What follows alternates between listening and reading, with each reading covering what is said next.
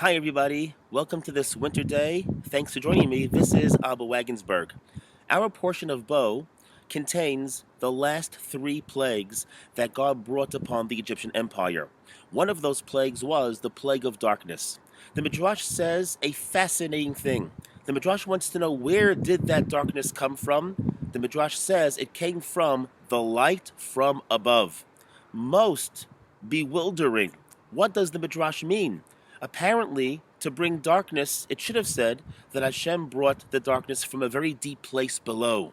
What does it mean that the plague of darkness came from the light from above?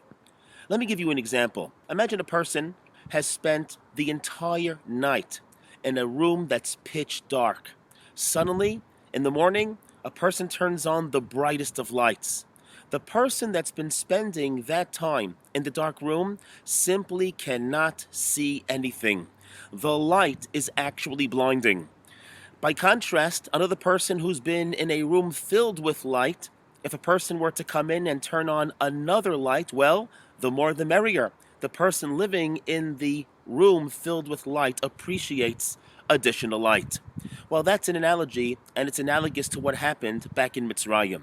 The Egyptians were living in spiritual darkness. What did Hashem do? Hashem turned on the light, so to speak. Hashem brought down divine light from above. To the Egyptians, it was actually very blinding. They couldn't see a thing. They couldn't even move. Whereas the Jewish people who were living in a situation of light, they welcomed the additional light and were able to see where they were going. For me, this message is very special because I think it comes to teach us that if we choose to live a life of darkness, then when God comes to reveal the divine light at the end of days, it's going to be very painful and very blinding. However, if we choose to live the lifestyle of light, when God shares with us additional light, it's going to be very comfortable. We're going to welcome that light. So perhaps let's together make the right choices in life.